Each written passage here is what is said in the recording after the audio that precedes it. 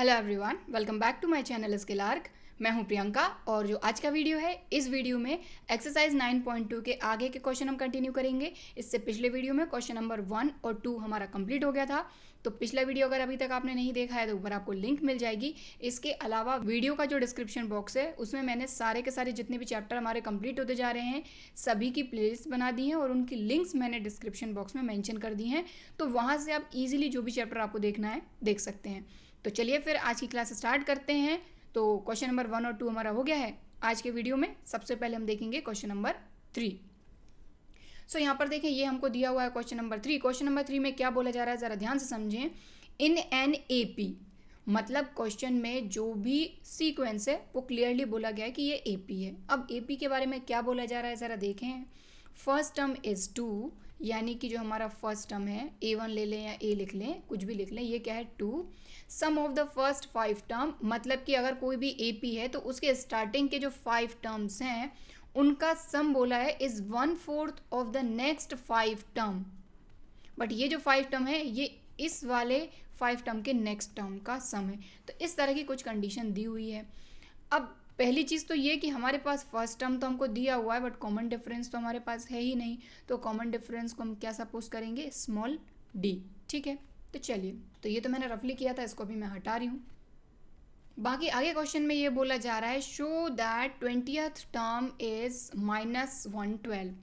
तो यहाँ पर 20th टर्म पूछा, यानी ओवरऑल कहने का मतलब ये है कि जो चीज़ दी हुई है वो इस तरह से दी हुई है कि sum of first 5 term equal to है 1/4 of next sum of 5 term. लेकिन हमसे पूछा है 20th टर्म, मतलब A20 पूछा है।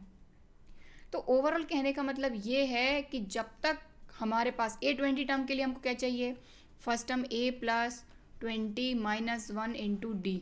ओवरऑल A तो हमारे पास है 20 माइनस 1 19, बट D तो नहीं है ना। जब तक D फाइंड नहीं करेंगे तब तक हम कैसे 20th टर्म फाइंड कर पाएंगे। ठीक है ना, बात आई समझ में। तो चलिए, सबसे पहले हमारा काम है कि ये ऑब्वियसली जो चीज़ हमको दी गई है, जो रिलेशन हमको दिया गया है, उसी के थ्रू हम कॉमन डिफरेंस फाइंड कर पाएंगे। ठीक है,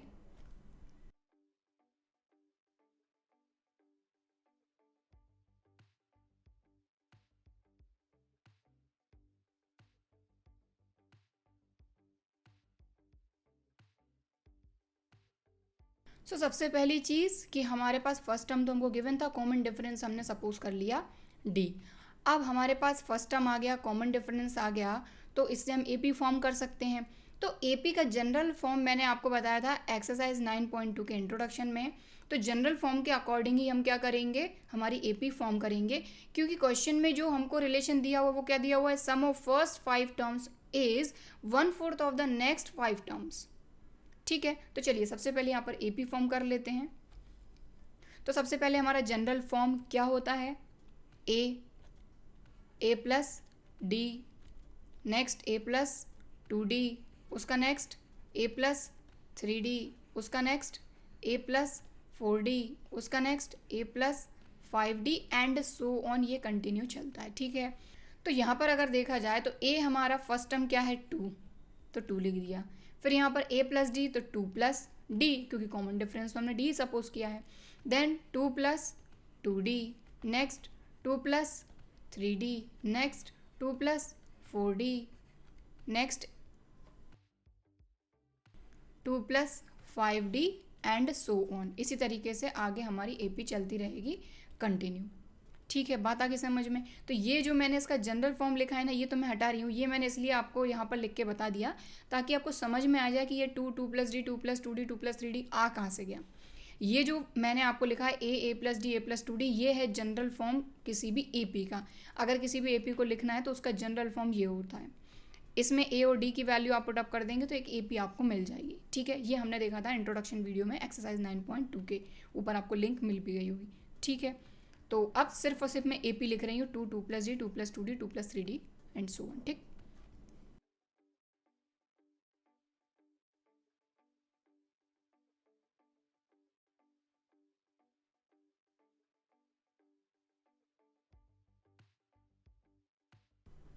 ठीक है, तो ये एपी कैसे फॉर्म हुई मैंने आपको रफ में समझा ही दिया था।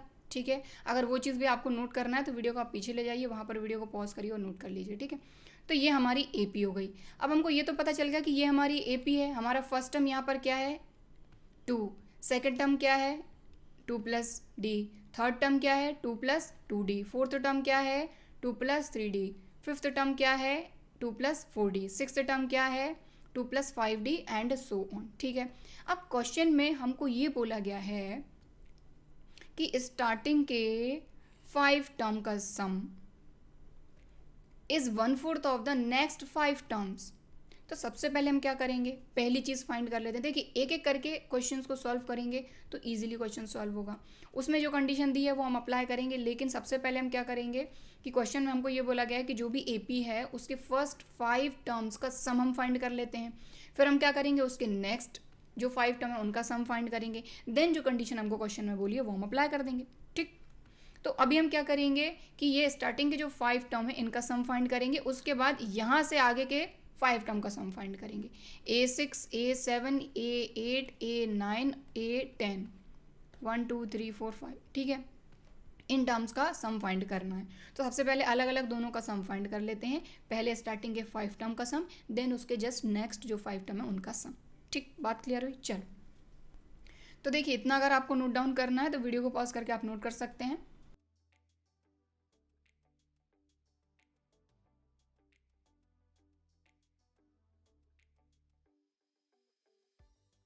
तो सम ऑफ फर्स्ट 5 टर्म, लेकिन नंबर ऑफ टर्म कितने हमारे 5, तो n के प्लेस पर क्या आएगा 5। फॉर्मूला मैं यहाँ लिख देती हूँ,